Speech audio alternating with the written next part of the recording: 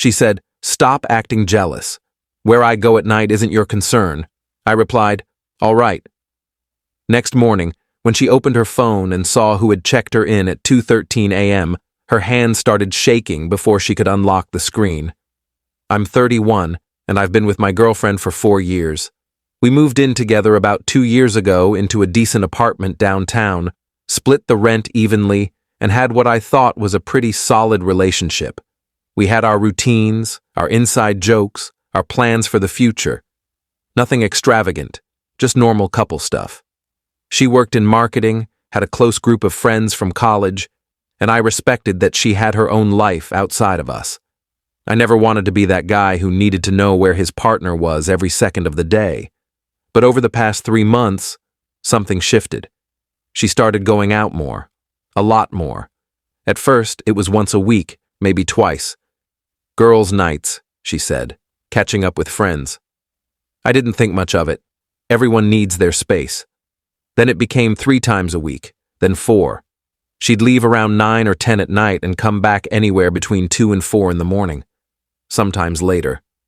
I'd wake up when she came in, hear her trying to be quiet, taking off her shoes in the hallway, tiptoeing to the bathroom. The smell of alcohol and cigarette smoke would drift into the bedroom even though she didn't smoke. When I'd ask her the next morning how her night was, she'd give vague answers. It was fun. Just hung out. You know how it is. I did know how it was, but something felt off. About 6 weeks ago, I asked her directly. We were having breakfast on a Sunday, and she looked exhausted. Dark circles under her eyes, that worn-out look people get when they've been burning the candle at both ends. "Hey, is everything okay?" I asked. "You've been going out a lot lately. Just want to make sure you're all right." She looked up from her coffee, and I saw something flash across her face. Annoyance, maybe, or guilt, hard to tell. "I'm fine. Just enjoying time with my friends. Is that a problem?" "No, it's not a problem. I'm just noticing you're out really late a lot. Like 4 in the morning late." So, I don't know. I guess I'm just wondering what you're doing until 4 in the morning on a Wednesday. She put her coffee down hard enough that some of it sloshed onto the table. "Are you seriously interrogating me right now?" "I'm not interrogating you.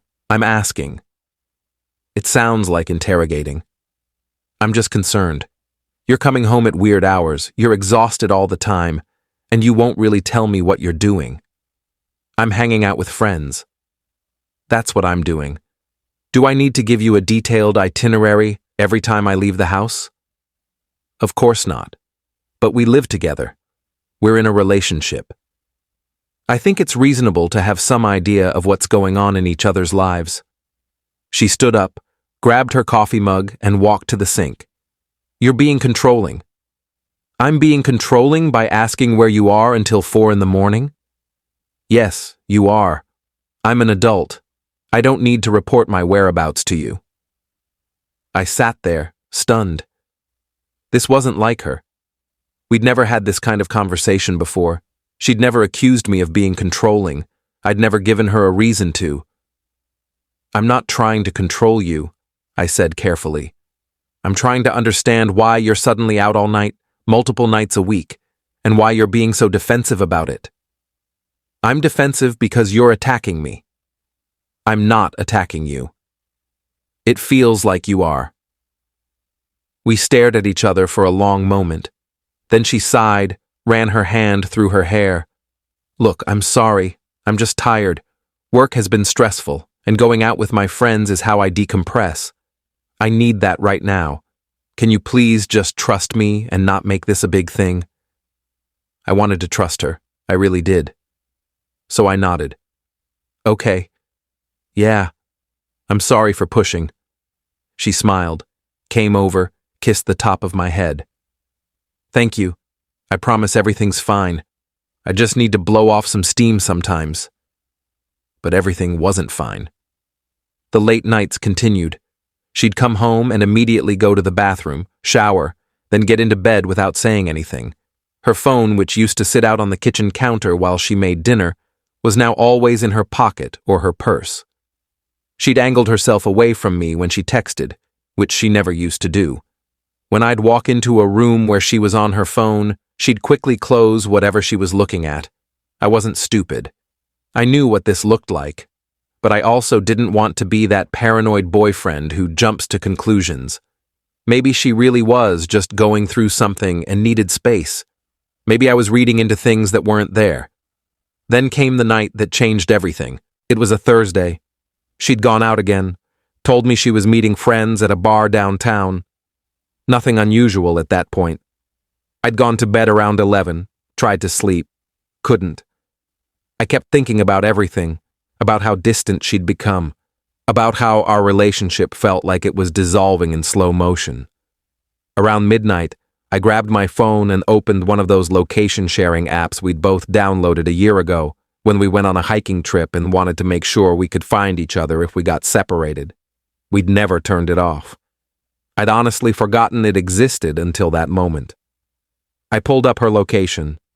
She wasn't at the bar she'd mentioned. She was at a hotel, a nice one, about 20 minutes from our apartment. I stared at the screen, watching the little dot that represented her, sitting stationary at a building I knew had a rooftop bar, but also 200 rooms. My mind raced through explanations. Maybe her friend was staying there and they were at the rooftop bar. Maybe they'd moved the girls' night there. Maybe there was a perfectly reasonable explanation. But I knew there wasn't. I sat there in bed, phone in hand, watching that dot. It didn't move. 1 a.m., 1:30, 2 a.m. Still there. At 2:13 a.m., I did something I'd never done before. I opened the app fully and used the check-in feature. It was meant for couples who wanted to let each other know they'd arrived somewhere safely. You could check someone else in if you had their location data and access to the app. I'd never used it before, but right then, I checked her in at that hotel. The app sent a notification to her phone showing that I'd marked her as checked in at that location, with a timestamp.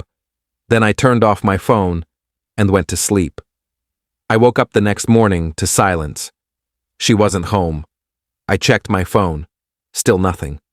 I got up, made coffee, went about my morning routine. At 8:30, I heard her key in the door. She came in looking like she'd been through a war. Makeup smudged, hair messy, wearing the same clothes from the night before. She saw me in the kitchen and froze. "Morning," I said, taking a sip of my coffee. She didn't respond. She just stood there in the entryway, purse over her shoulder, phone clutched in her hand. I watched her look down at her phone screen. She hadn't unlocked it yet, but the notification would be showing on the lock screen. I saw her face go pale. Her hands started shaking. "Something wrong?"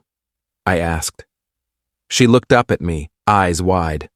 How did I what?" She held up her phone, hand trembling. "How did you check me in?" "The app we both have, the location sharing one. Remember? From our hiking trip? You've been tracking me?" "The app's been on this whole time, for both of us. You could have been tracking me too if you wanted. I just never opened it until last night." "Why did you check me in?" I set down my coffee mug. "Why were you at a hotel until 2 in the morning?" She opened her mouth, closed it, opened it again. No words came out. "Were you at the rooftop bar?" I asked. "Is that it? Just having drinks with friends at the hotel bar?" Yes, we were at the bar. Until 2:13 a.m.? Yes. Which bar?" She blinked. "What? Which bar? What's the name of the rooftop bar at that hotel?" I don't remember the name." "You were there for hours, and you don't remember the name?" I had been drinking. "Right." I picked up my coffee again. "So you were at a hotel bar until 2:13 in the morning, but you can't remember the name of the bar, and you look like you haven't slept, and you're wearing the same clothes from yesterday. Are you calling me a liar? I'm asking you to explain why you were at a hotel all night. I told you, I was at the bar." "Okay. Who were you with?" "My friends." "Which friends? Names." She shifted her weight, looked away. Why are you doing this? Because something isn't adding up. Because you've been going out constantly, coming home at ridiculous hours, being secretive about everything, and now I find out you were at a hotel all night, so yeah, I'm asking questions. Which friends were you with? You don't know them. I know all your friends. These are new friends from work. Names. This is ridiculous. Names, I repeated, my voice harder now. I don't have to answer to you.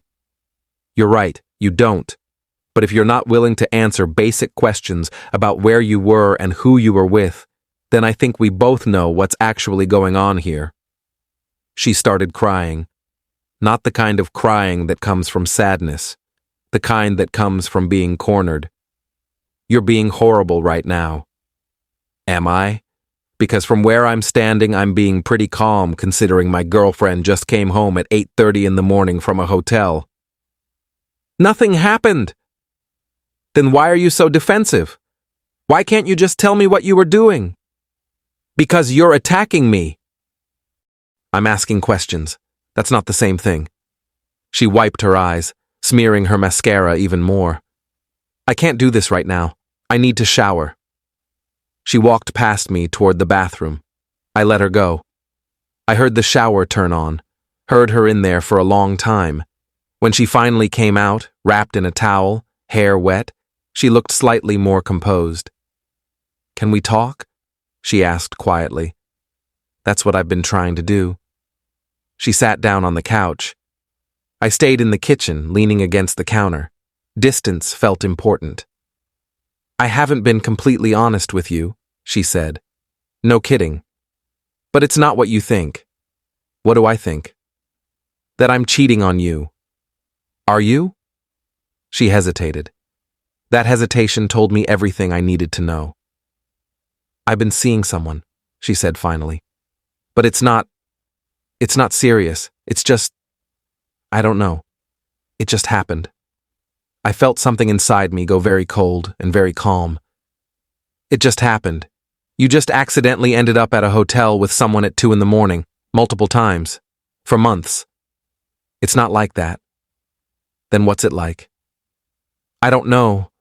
I was feeling restless. Things between us have been feeling stale. And I met someone at a work event a few months ago and we just connected and… Spare me the details, I interrupted. I don't need to hear about how you connected with someone while you were still in a relationship with me.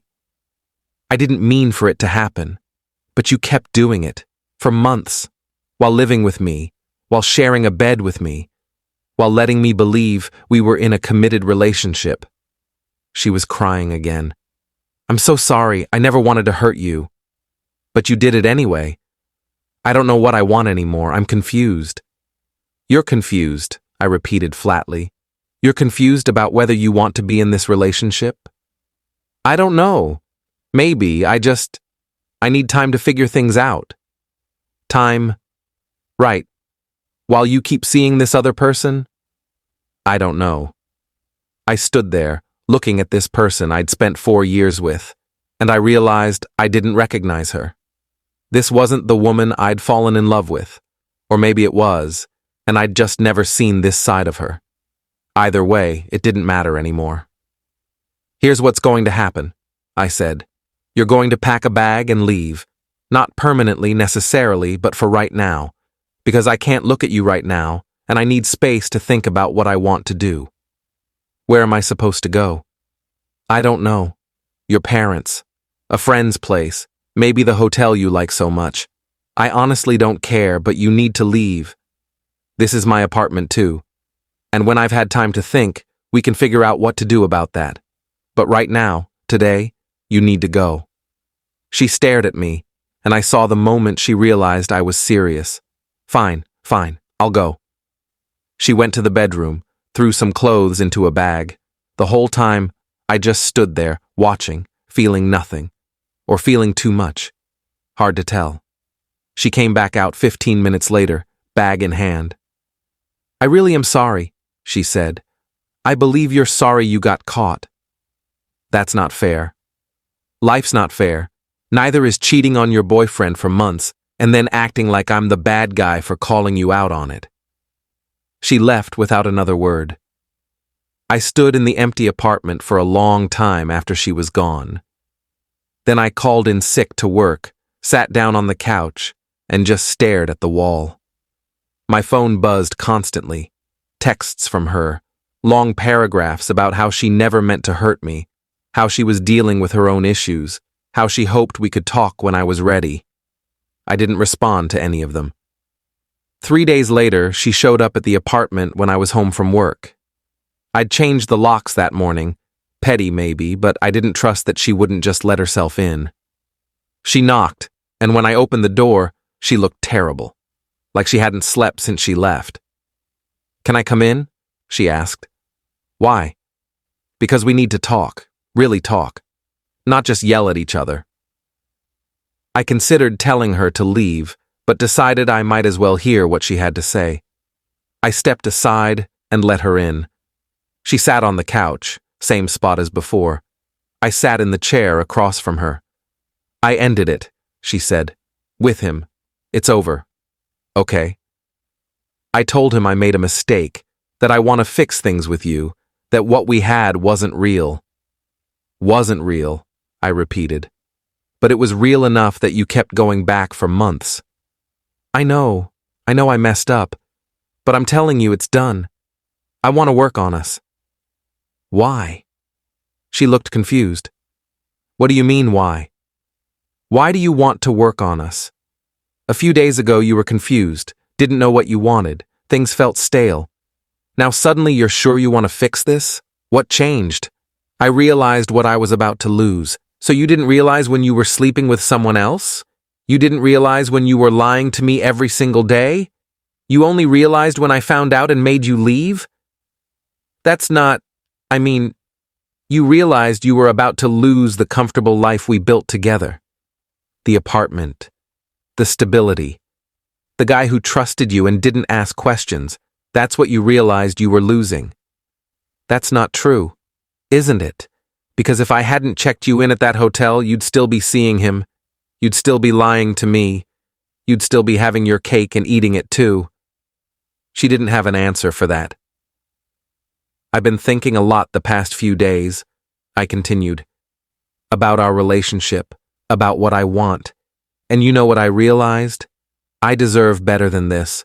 I deserve someone who doesn't need to hit rock bottom before they realize they want to be with me. I deserve someone who doesn't cheat on me for months and then act like I'm unreasonable for being upset about it." "Please don't do this," she whispered. "You did this, not me. You made the choices that led us here. I'm just dealing with the consequences of your choices. We can go to counseling. We can work through this." "I don't want to work through this. I don't want to spend months or years in therapy trying to rebuild trust that you shattered. I don't want to wonder every time you go out if you're really where you say you are. I don't want to check location apps because I can't trust my own girlfriend. That's not a relationship. That's a prison sentence. So that's it? We're just over?" "We've been over. You ended us the first time you went to that hotel. I'm just making it official."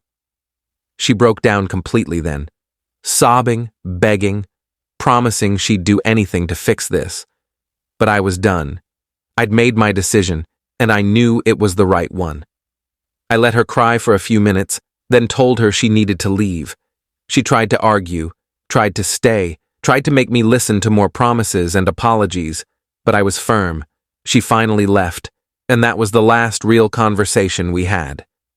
The next few weeks were logistics, breaking the lease, dividing up belongings, figuring out who owed who what. She tried multiple times to initiate conversations about getting back together, about giving her another chance. I shut it down every time. My friends rallied around me, which helped. They'd never really liked her anyway, I found out. They'd thought she was self-centered, that she treated me more like an accessory than a partner. I wish they'd said something earlier, but I understood why they hadn't. I found out later, through mutual friends, that the guy she'd been seeing was her boss. Married, 3 kids, classic cliché. She'd apparently told him she was single, that she lived alone, that she was available.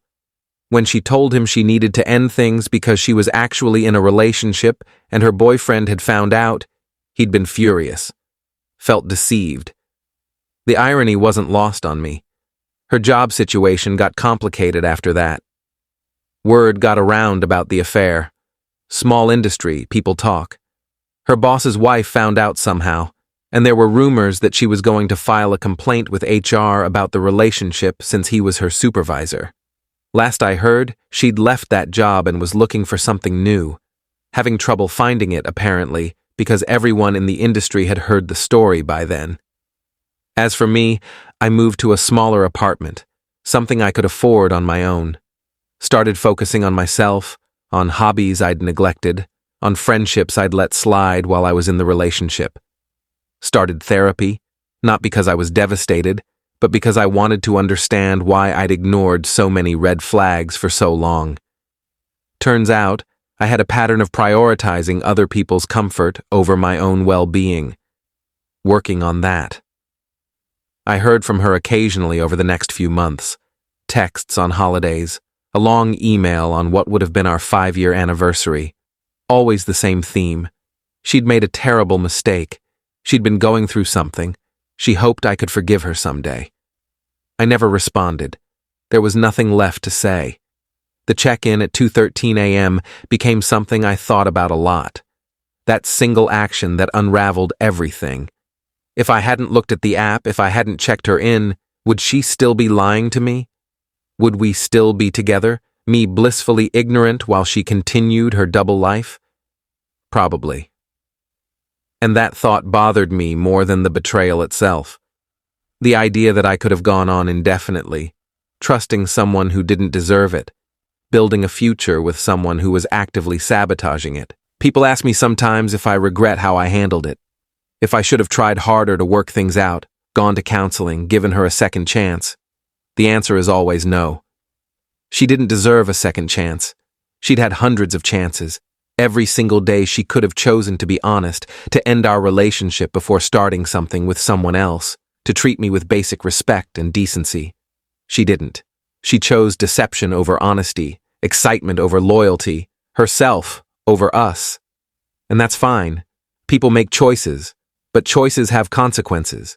Her consequence was losing someone who loved her, trusted her, and would have done anything for her. My consequence was learning that I'm stronger than I thought, that I can walk away from something that's hurting me even when it's hard, that I deserve better than crumbs of loyalty from someone who's supposed to be my partner. The last time I saw her was about 8 months after everything ended. I was at a coffee shop with some friends, and she walked in with a guy I didn't recognize. She saw me, froze for a second, then quickly looked away. They sat on the opposite side of the cafe, and I watched her lean in close to him, laughing at something he said. She looked different, harder maybe, or just older. Life had caught up with her. I finished my coffee, left with my friends, and didn't look back.